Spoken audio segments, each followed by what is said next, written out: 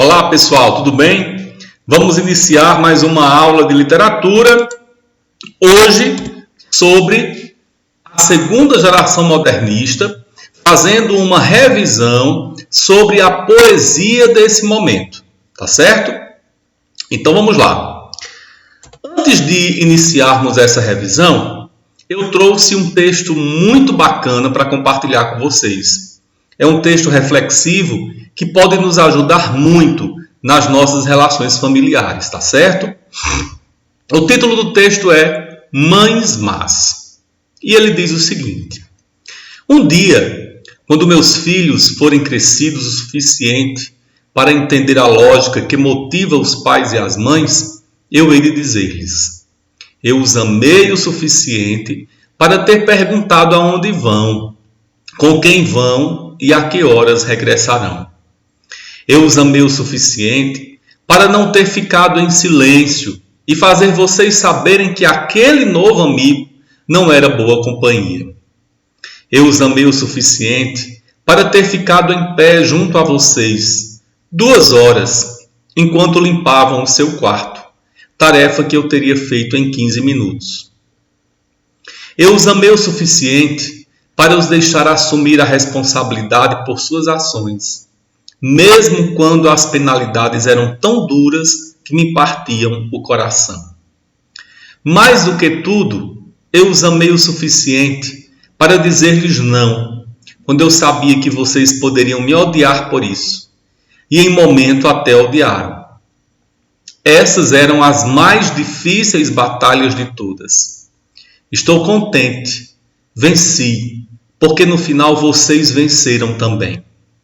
E em qualquer dia, quando meus netos forem crescidos o suficiente para entender a lógica que motiva os pais e as mães, quando eles lhes perguntarem se sua mãe era má, meus filhos vão lhes dizer: sim, nossa mãe era má. Era a mãe mais má do mundo. E ela nos obrigava a jantar à mesa, bem diferente das outras mães que deixavam seus filhos comerem vendo televisão. Ela insistia em saber onde estávamos a toda hora, tocava no nosso celular de madrugada e fuçava nos nossos e-mails. Mamãe tinha que saber quem eram nossos amigos e o que nós fazíamos com eles.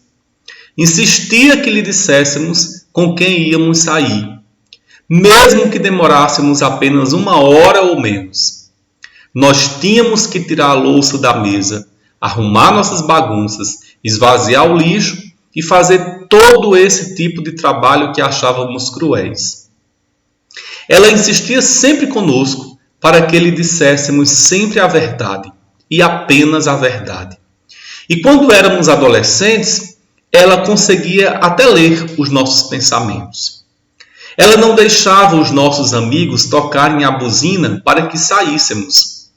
Tinham que subir, bater a porta para ela os conhecer. Enquanto todos podiam voltar tarde à noite, com 12 anos, tivemos que esperar pelos 16 para chegar um pouco mais tarde. E aquela chata levantava para saber se a festa foi boa, só para ver como estávamos ao voltar. Por causa de nossa mãe, nós perdemos imensas experiências na adolescência.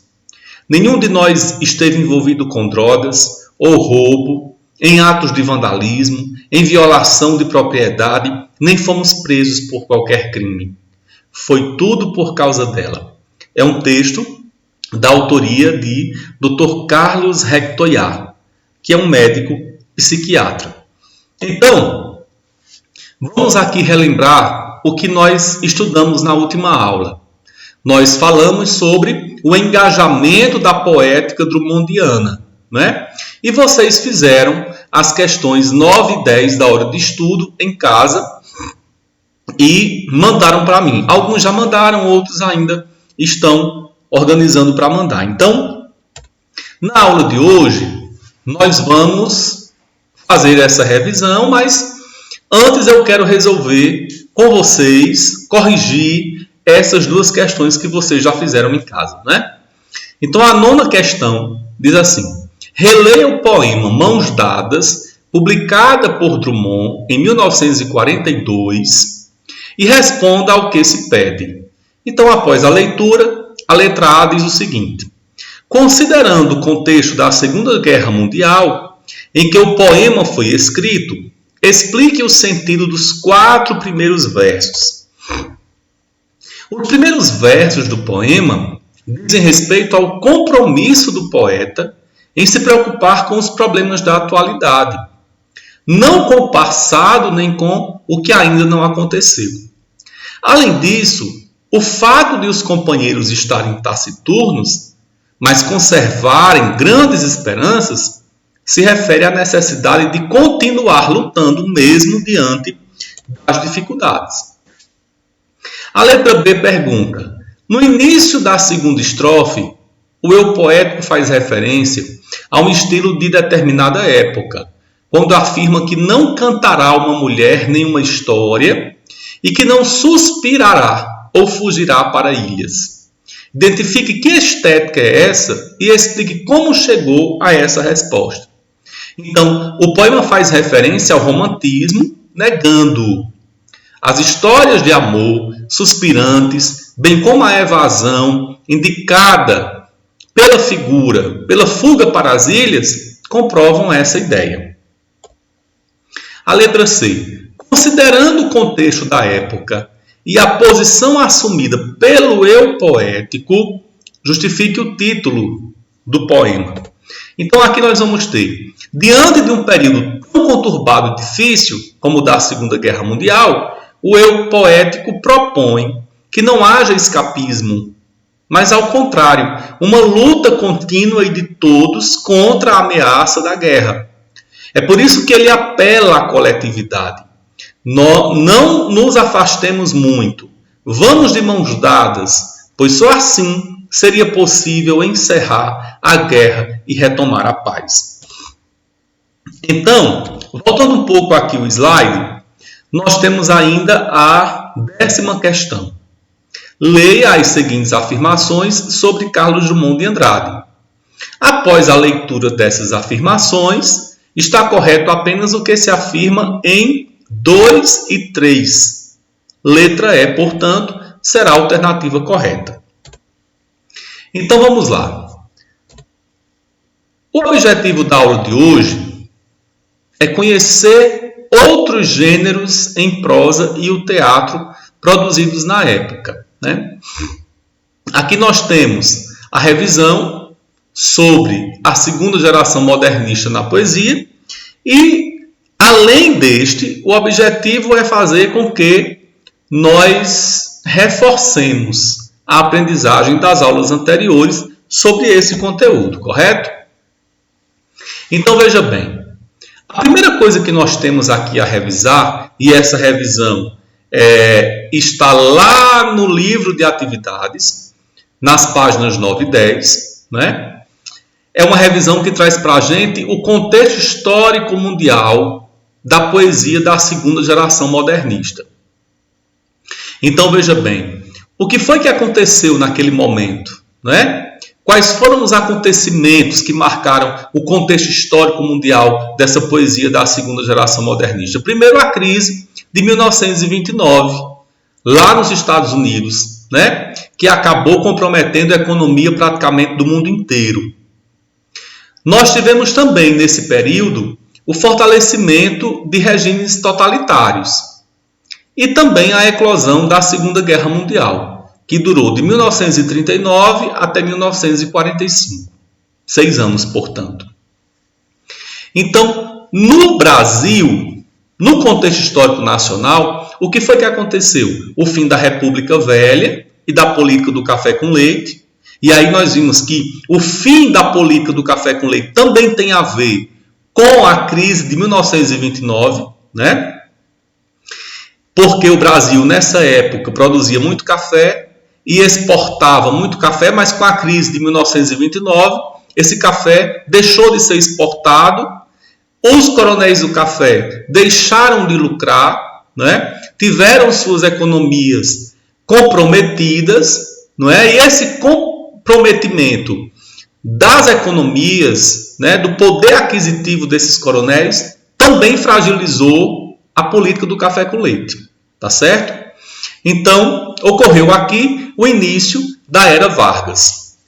Mas, quais são os temas comuns à poética do período da segunda geração modernista? Primeiro, o amadurecimento formal e estilístico, né? Significa dizer que a literatura consolidou as conquistas da geração anterior, renunciando às ideias mais radicais e recobrando certas tendências do passado. Um outro tema importante para a poética do período foi o predomínio do projeto ideológico sobre o projeto estético. As obras passaram a mostrar um engajamento político-social e um aprofundamento crítico ao analisar a realidade brasileira. Marcas de humor e reverência foram mantidas e utilizadas muitas vezes para abordar temas de maneira crítica. O verso livre, que é aquele verso sem metrificação, né? Que imprime um tom mais coloquial, e aí a coloquialidade é uma herança da geração anterior, né? Do modernismo, com o objetivo de fortalecer a identidade nacional, de trazer para a literatura o jeito popular do povo brasileiro falar, né? Então, essa coloquialidade passou a ser usada de modo recorrente, assim como o verso livre. E as formas fixas foram reincorporadas, o que significou uma nova compreensão do papel da tradição. O que são essas formas fixas? O soneto, por exemplo, né? Que é um tipo de texto que possui sempre a mesma estrutura. 14 versos, distribuídos em 4 estrofes, onde as duas primeiras têm 4 versos, as duas últimas têm 3 versos, e a gente chama as duas primeiras de 4 versos de quartetos ou quadras, e as duas últimas de 3 versos de tercetos. E esses versos do soneto são sempre decassílabos com um esquema de rimas específico também, regular, fixo, né? Então, em tempos tão turbulentos como esse, né? A poesia passou a questionar o sentido de estar no mundo. E nesse questionamento, a poesia foi se engajando em lutas sociais. Aos poucos, ela se voltou para as trivialidades cotidianas das relações humanas, né? Motivada pelos novos padrões sociais de família, de trabalho, de sociedade, e contemplou até mesmo uma tendência espiritualista ligada a inquietações religiosas. Aí nós temos as várias faces dos poetas de 1930. A poesia desse período apresentou uma vasta variedade de temas. Poemas amorosos e surrealistas, versos harmônicos e melancólicos, liras intimistas, misturadas com desabafos de denúncia, protesto, solidariedade e união entre os homens. Alguns poetas de destaque da geração de 1930, né? Que é a segunda geração modernista na poesia. Murilo Mendes, Jorge de Lima, Cecília Meirelles, Vinícius de Moraes e Mário Quintana. Então, Murilo Mendes viveu de 1901 até 1975. E ele começou sua produção seguindo a tendência modernista. Ele escreveu paródias e sátiras misturando o real com o irreal. Mais tarde, influenciado pelo surrealismo e pela religião, escreveu poemas de grande apelo visual, produção que, com um tom provocativo, é marcada pelo sentimento de liberdade criativa. Jorge de Lima viveu de 1893 até 1953. É considerado um dos poetas de maior qualidade técnica da nossa literatura. Seus primeiros poemas apresentavam aspectos parnasianos. Depois, seguindo tendências modernistas, passou a usar o verso livre, né? E aí, só lembrando que O verso parnasiano é aquele verso mais fixo, né? mais obediente às regras de composição. O verso livre é esse que se contrapõe ao parnasiano, porque ele não tem preocupação, compromisso com a metrificação. E Jorge de Lima produziu a chamada poesia negra, onde ocorre o resgate de elementos da cultura negra, né? E poesia de caráter religioso também.